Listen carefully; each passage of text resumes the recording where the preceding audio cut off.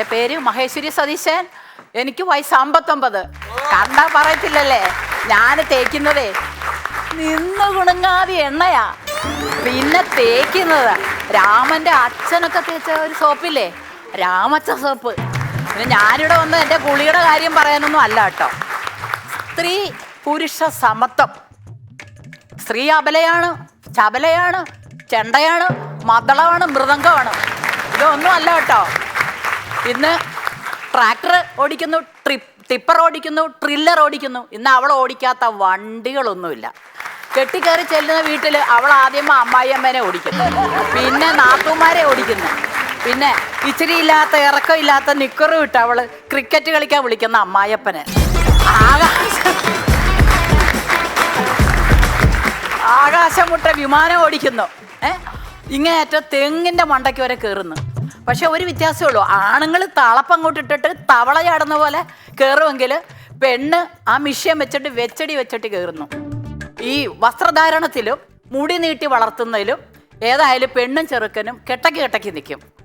ഒരു ദിവസം വെളുപ്പിനെ 4 മണിക്ക് മുടി നീട്ടി വളർത്തിയ ഒരു രൂപം നടന്നു പോവുമായിരുന്നു. പെട്ടെന്നൊരു ലോറി വന്ന് ബ്രേക്കിട്ട് നിന്നു. ഇതിനെ തട്ടോട് താങ്ങിയെടുത്ത് ലോറിയിലിട്ട്. ഇവരുടെ ഉദ്ദേശം വേറെയായിരുന്നു. ഇട്ട് കഴിഞ്ഞ് മുഖത്ത് നോക്കിയപ്പോഴാണ് നല്ല മീശയും ദീക്ഷയൊക്കെ വളർത്തിയ ഒരു ചെറുപ്പക്കാരൻ. ഉടനെ ഈ ലാറി ഇരുന്നവൻ പറയാ, നിനക്കും ഇല്ലേടാ നാറിയ അമ്മയും പെങ്ങന്മാരും വെളുപ്പാൻ കാലമായപ്പോഴത്തേ പറ്റിക്കാനായിട്ട് ഇറങ്ങിയിരിക്കുന്നു. ഒരടിയും കൊടുത്ത് ആ പാവത്തിനെ പറഞ്ഞിട്ട്. പിന്നെ ഈ ബസ്സിൽ കയറുമ്പോൾ നമുക്ക് തോണ്ടലും ചിക്കലും ചൊരടലും ഒക്കെ കേൾക്കാത്ത ആരും ഇല്ലല്ലോ. അങ്ങനെ ഞാനൊരു ദിവസം ഒരു യാത്രയിലായിരുന്നു. ഞാൻ കയറി, എനിക്ക് സീറ്റ് കിട്ടി. ഞാൻ ഒതുങ്ങി അങ്ങോട്ട് ഇരുന്ന് കഴിഞ്ഞപ്പോൾ ഉണ്ടറാ ചെറിച്ചില് തുടങ്ങി. അപ്പം ഞാൻ എന്ത് ചെയ്തു, എനിക്ക് എൻ്റെ പുറം ചൊറിഞ്ഞെന്ന് പറഞ്ഞാൽ എനിക്ക് എന്താ നഷ്ടം വരാനാ. ഞാൻ അങ്ങനെ ഇരുന്നു. ഇത്തിരി കഴിഞ്ഞപ്പോൾ എനിക്ക് ചൊറിച്ചിലിപ്പോൾ ഇവിടെയൊക്കെ ചൊറിയില്ല. അപ്പം ഞാൻ പറഞ്ഞു, മോനെ ഒന്ന് തിരിഞ്ഞു നോക്കിയപ്പോൾ എൻ്റെ മോൻ്റെ അത്രയേ ഉള്ളൂ. വേറെ മോനെ ആ ചൊറിയുന്നതിൻ്റെ ഒരു ഇച്ചിരി മുമ്പോട്ടൊന്നും നല്ലപോലെ ഒന്ന് ചൊറിഞ്ഞ. ചേച്ചിക്കാണെങ്കിലേ ഈ കൈ അങ്ങോട്ട് എത്തുന്നില്ല, കൈക്ക് വേദനയുണ്ടേ, നല്ലപോലെ ചൊറിഞ്ഞതാ. ഏതായാലും മോൻ ചൊറിയുന്നു, ഛേദമില്ലാത്തൊരു ഉപകാരം എന്ന് പറഞ്ഞതല്ലേ ഈ ചെറുക്കൻ. അങ്ങനെ അപ്പം വണ്ടി നിന്നു. ഇവൻ കൂസലില്ലാതെ അങ്ങോട്ട് ഇറങ്ങിപ്പോയി. പിന്നെ എൻ്റെ വീടിനടുത്ത് ഒരു ഇറച്ചിക്കടയുണ്ട്. ഈ ഇറച്ചിക്കട അപ്പം എൻ്റെ പേരക്കുട്ടിയുടെ പേര് ആദിദേവെന്നാണ്. അപ്പം ഞാൻ പറഞ്ഞു, ആദിക്കുട്ടാ 1 കിലോ ഇറച്ചി ഇങ്ങോട്ട് മേടിക്കുക. അപ്പോൾ അവൻ പറഞ്ഞു, അമ്മമ്മ ഞാൻ പോകത്തില്ല അമ്മമ്മ, എനിക്ക് ആങ്കിളിനെ കണ്ടാൽ പേടിയാണ്. അയാളെങ്ങനെ നല്ല വയറും വെച്ച് നല്ല കൊമ്പമീശയും വെച്ച് കണ്ട ഒരു ഭീമനെ പോലെ തോന്നും. ആ ഇറച്ചി വെട്ടുന്ന കത്തിയും പിടിച്ച് എപ്പോഴും നിൽക്കോട്ടെ. ഈ കത്തിയൊന്നും താഴെ ഇടുകയല്ലേ ഇയാൾ. അപ്പോൾ എന്നാൽ അമ്മാമ്മ പോകാൻ പനെ, എനിക്ക് അങ്ങനെ പേടിയാന്ന് അവനെ പറഞ്ഞു കഴിഞ്ഞു. പോകാൻ പനെന്ന് പറഞ്ഞാൽ ഞാൻ ചെന്ന് കഴിഞ്ഞപ്പോഴേ ഞാൻ ചോദിച്ചു, ഇപ്പോൾ ഇറച്ചി കിലോയ്ക്ക് എത്രയാ? അപ്പോൾ ഇയാൾ പറയുന്നേ, 350 രൂപ. ചേച്ചിക്ക് എത്ര കിലോ വേണം? ഞാനങ്ങ് അതിശയിച്ചു പോയി. അപ്പോൾ എന്താണെന്ന് വെച്ചാൽ ഈ നമ്മൾ പറഞ്ഞു വന്നത് സ്ത്രീ പുരുഷ സമത്വം. അപ്പം ഈ സൗണ്ടിൻ്റെ കാര്യത്തിലും സ്ത്രീയും പുരുഷനായിട്ട് ഏകദേശം ഇത്തിരി സാമ്യമുണ്ട്. പിന്നെ പണ്ട് കാലം മുതലുള്ളതാണ് ഈ മദ്യപിച്ചിട്ട് വന്നിട്ട് നമ്മൾ പിന്നെ ഭാര്യമാരെ എടുത്തിട്ട് അടിക്കുന്നത്. അപ്പം എൻ്റെ വീടിൻ്റെ അടുത്ത് ഒരു ചേട്ടനും ചേച്ചി ഉണ്ടായിരുന്നു. ഈ ചേട്ടൻ കുടിച്ചിട്ട് വരുമ്പം തന്നെ ചേച്ചിയുടെ അപ്പനെ അമ്മേനെ ഒക്കെ പറഞ്ഞ് ചീത്ത പറഞ്ഞുകൊണ്ടേ വരുള്ളൂ. അപ്പം ഇങ്ങനെ വന്നു കഴിയുമ്പോൾ ഈ ചേച്ചിക്ക് ഇങ്ങനെ ചൊറിഞ്ഞ് കയറും ഇത് കേൾക്കുമ്പോൾ. അപ്പം ചേച്ചി എന്ത് ചെയ്യുമെന്നറിയോ, അങ്ങോട്ടും പറയും. അങ്ങോട്ടും ഇങ്ങോട്ടും പറഞ്ഞു കഴിയുമ്പോൾ ഈ ചേട്ടൻ ചേച്ചിയെ കുനിച്ച് നിർത്തി നല്ല ഇടി കൊടുക്കും. ഇത് ആദ്യമൊക്കെ ഈ ചേച്ചിക്ക് വലിയ വിഷമം കരച്ചില്ല. പിന്നെ ചേച്ചിക്ക് ഈ ഇടി കൊള്ളുന്ന ഒരു ഹരമായി. ഈ ഇടി കൊള്ളാതെ ഈ ചേച്ചിക്ക് ഒരു ദിവസം മുന്നോട്ട് പോകാൻ പറ്റത്തില്ല. അപ്പം അങ്ങനെ ചേട്ടൻ ഒരു ദിവസം വന്നപ്പോൾ ഉണ്ടല്ലോ, ഒരു റിയാക്ഷനില്ല. ചേട്ടൻ നേരെ അകത്തേക്ക് പോയി കിടക്കുന്നു, പുതച്ചുകൂടി കിടക്കുന്നു. അപ്പം ചേച്ചി, എനിക്ക് ഇടി ഇപ്പം കിട്ടും. എവിടെ ചേച്ചി നോക്കിയപ്പോൾ അരകല്ലിൻ്റെ അമ്മിക്കുഴ കിടക്കുന്നത്. പുള്ളിക്കാരി അതങ്ങോട്ട് എടുത്തിട്ട് പെരയുടെ പുറത്തേക്ക് ഇട്ടിട്ട് ഇങ്ങനെ കുനിഞ്ഞ് നിന്നപ്പോൾ പുള്ളിക്കാരിയുടെ വായിലുണ്ടല്ലോ ഏപ്പടത്തിൻ്റെ ഡയലോഗ്,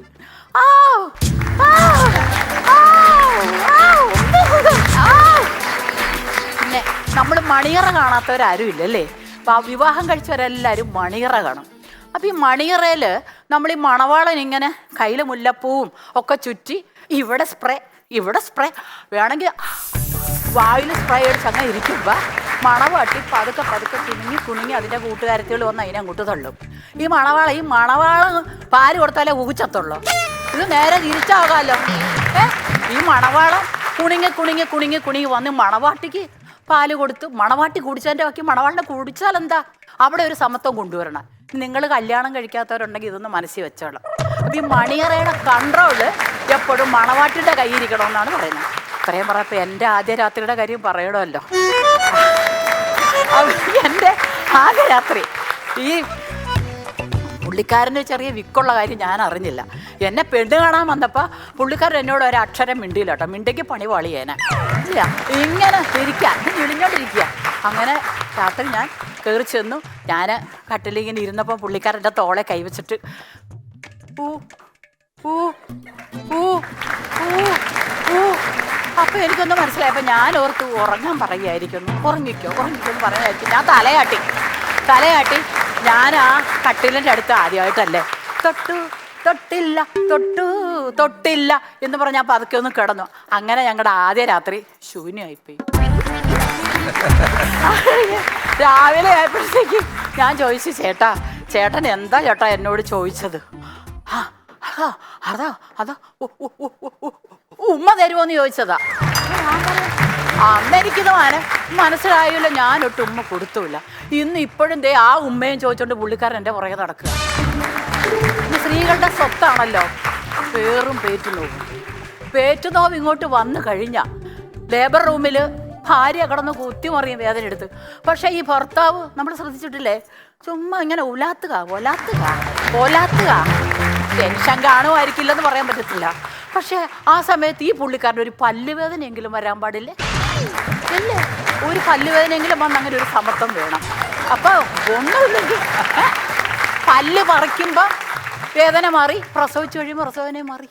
അപ്പം രണ്ടും ഒരു തുല്യതയിൽ വന്നു. പിന്നെ വേണമെങ്കിൽ പറയാം, നമ്മുടെ അമ്മമാർ മക്കൾ കുസൃതി കാണിക്കുമ്പോൾ പറയും, എടാ നിന്നെ ഞാൻ നൊന്താടാ പ്രസവിച്ചത്. അപ്പം അച്ഛനോടിയെന്ന് പറയാം, നിന്റെ അമ്മ അവിടെ കിടന്ന് നൊന്ത് വെറുമ്പോഴേ ഞാൻ അവിടെ നിന്ന് പല്ലുവേദന എടുത്ത് കുത്തി മറിയായിരുന്നടാ എന്ന് പറയാം. പ്രസവിച്ച് കഴിഞ്ഞാലാ ഉടനെ ഫോണെടുത്ത് വിളിക്കുക, ഹലോ എൻ്റെ ഭാര്യ പറ്റടാ സുഖപ്രസവം.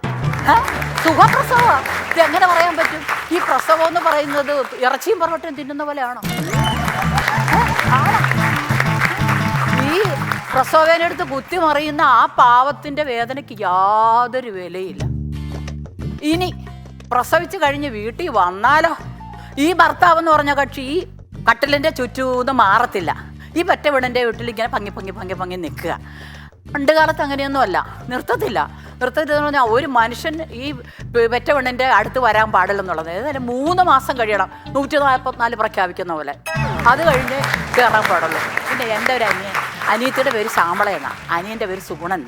അപ്പോൾ ഈ ശ്യാമള പെറ്റു കിടക്കുന്ന മുറിയിൽ നിന്ന് സൂണൻ എന്ത് ചെയ്താൽ മാറത്തില്ല.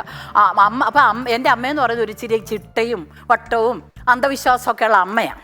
അപ്പോൾ അമ്മ ഇതിലേ വരുമ്പോഴത്തേക്ക് സുഗുണൻ ഇതിലേ മാറി ശ്യാമളയെ ഒളിച്ച് മറിഞ്ഞ് നിൽക്കും. അപ്പോൾ ശ്യാമള എങ്ങോട്ട് പോയി കഴിയുമ്പോൾ ശ്യാമളയുടെ കൈവിരൽ വെച്ചൊടിക്കുക, സ്നേഹം കാണിക്കുക, ഇങ്ങനെ ഭാര്യയുടെ കയ്യിൽ പിന്നെ തലയിലേക്ക് ഇങ്ങനെ മാടുക. ഇതൊക്കെയാണ് സുഗുണൻ്റെ പണി.